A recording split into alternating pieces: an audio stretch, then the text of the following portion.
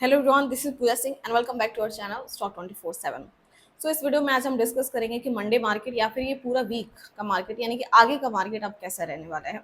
And मैं इसके बड़े मेन रीजंस आपको बताऊंगी हर एक पॉइंट के साथ। इसके साथ ही इन पॉइंट्स की वजह से कौन कौन से सेक्टर पॉजिटिव रह सकते हैं मैं ये भी आपके साथ डिस्कस करूंगी। ठीक है, वॉर का कंसर्न चल रहा था और देखा जाए तो कंसर्न हम नहीं कह सकते हैं क्योंकि हम जो है कॉन्फिडेंट थे एंड चीज़ें हमें ऑलरेडी पता थी या हम कहीं ना कहीं पॉजिटिव भी थे लेकर। तो आपने नोटिस किया होगा कि अपने मार्केट ने कुछ वैसा रिएक्ट नहीं किया, ठीक है, जैसा कि होना चाहिए था, क्योंकि हम कॉन्फिडेंट थे एंड चीज़ें हम उसको लेकर पॉजिटिव ही रिएक्शन दे रहे थे। हाँ, थोड़ा बहुत वॉलेटाइल था, कभी पॉजिटिव कभी नेगेटिव, थोड़े बहुत सेंटिमेंट्स बने हुए थे, बट क्रैश वाली चीज़ें नहीं देखने को मिली। कंसोलिडेशन जोन बनाया एक, ठीक है, वो जैसे कि वेट एंड वॉच कर रहा था कुछ इस तरीके से।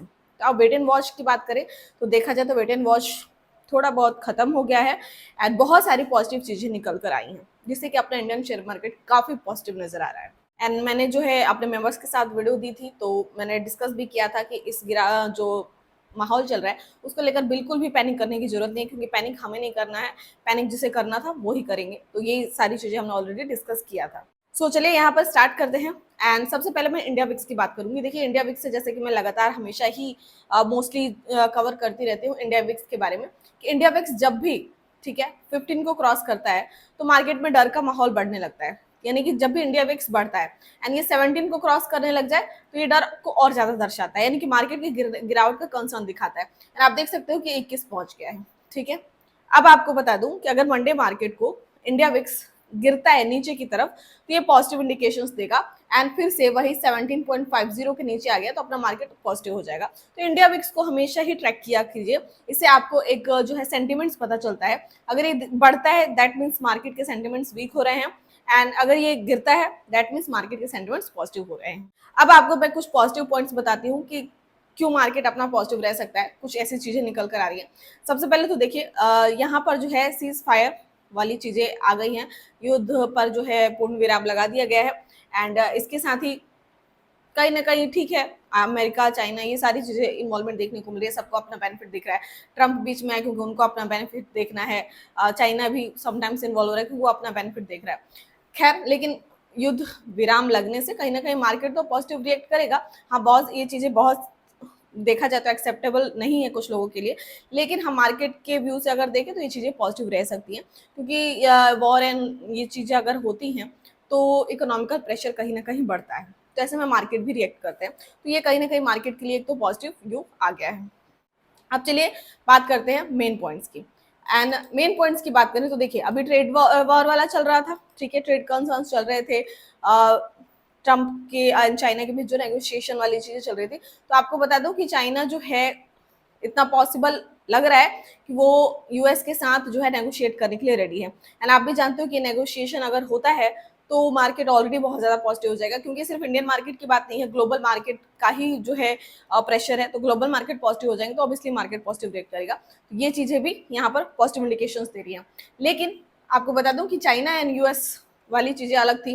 एंड इसके अलावा यूएस इंडिया के बीच आप भी जानते हो कि ट्रेड डील होना था, तो माना जा रहा था कि इंडिया फर्स्ट होगा जिसके साथ ट्रेड डील पॉसिबल होगी। तो अभी तो ये चीजें प्रोग्रेस में है, प्रोसेस में है। लेकिन आपको बता दूं कि यूएस की जगह यूके के साथ जो 3 साल से नेगोशिएशन चल रहा था वो डील यहाँ पर पॉसिबल हो गई है। तो सबसे पहले तो पिछले 3 साल से ये नेगोशिएशन चल रहा है एंड 14 बार 14 टाइम्स के बाद जो है ये नेगोशिएशन हुआ है, यानी कि ये ट्रेड डील पॉसिबल हुआ है। अब देखिए इससे क्या क्या जो है इकोनॉमिकल जो है इम्पैक्ट क्या क्या रहेगा। इससे जो है 25.5 बिलियन डॉलर तक जो है बढ़ सकता है जो अपनी इकोनॉमी है। एंड इसके साथ ही यूके की जीडीपी में 4.8 बिलियन डॉलर जो है एनुअली इंक्रीजमेंट ग्रोथ हो सकती है। यूके में जो है लेबर में 2.2 बिलियन तक की जो है एनुअली पॉसिबिलिटीज हो सकती है। अब देखिए कुछ सेक्टर है जिन पर इसका ज्यादा इम्पैक्ट पड़ेगा, जैसे कि अल्कोहल वाले हैं, स्कॉच, विस्की एंड जिन। इन पर आपको बता दूं कि जो टैक्स है 150% से लगता था, जो घट कर 75% किया जाएगा एंड आने वाले 10 सालों में से 40% तक भी किया जाएगा। दूसरा ऑटोमोबाइल सेक्टर, ठीक है, यूके में ऑटोमोबाइल पर जो टैरिफ है वो 100% से घटाकर 10% किया जाएगा। हालांकि अभी नहीं, थोड़ा टाइम लगेगा इसको।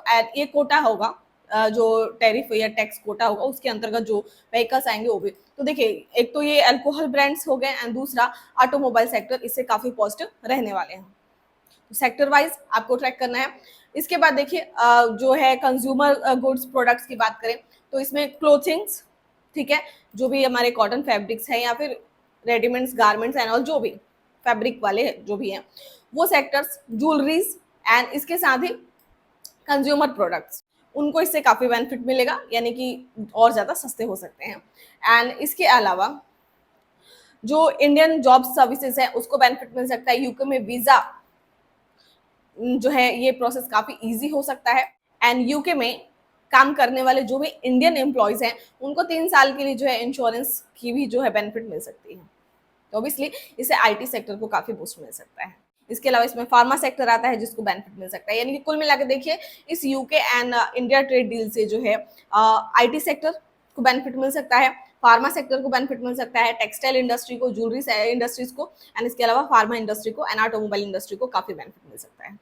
हालांकि आपको बता दूं कि इतना भी इजी नहीं है कि तुरंत हो जाएगा, इसमें 50 मंथ्स लग सकते हैं इन सारी चीज़ों में। आपको बता दूं यूके का ब्रेक्सिट के बाद ये इंडिया के साथ जो भी डील हुआ है ये ब्रेक्सिट के बाद सबसे बड़ा डील है। नॉर्मल तरीके से समझाऊं तो एक्सपोर्ट ग्रोथ में टेक्सटाइल, टी, चाय, मसाले, जेम्स, ज्वेलरीज एंड इन सब के लिए यूके में टैक्स कम लगेगा, इससे मेक इन इंडिया प्रोडक्ट को बढ़ावा मिलेगा। Indian IT and health care professionals के लिए यूके में काम करना आसान होगा, वीजा प्रोसेस आसान होगा एंड 3 साल के लिए नेशनल इंश्योरेंस की छूट मिलेगी। विस्की टैक्स कट होंगे, क्यों मायने रखते हैं, क्योंकि स्कॉच विस्की एंड जिप 150% था जो कि अब 75% से घटकर 40% आ जाएगा। इससे जो है अल्कोहल सस्ती हो जाएगी, लेकिन डोमेस्टिक इंडस्ट्री को इससे नुकसान हो सकता है, इस बात का ध्यान रखें। अब इसे यूके को क्या बेनिफिट मिलेगा, यूके की कार कंपनियों को भारत में एंट्री इजीली मिल जाएगी एंड 100% से टैरिफ कम करके 10% हो जाएगा कोटा के साथ।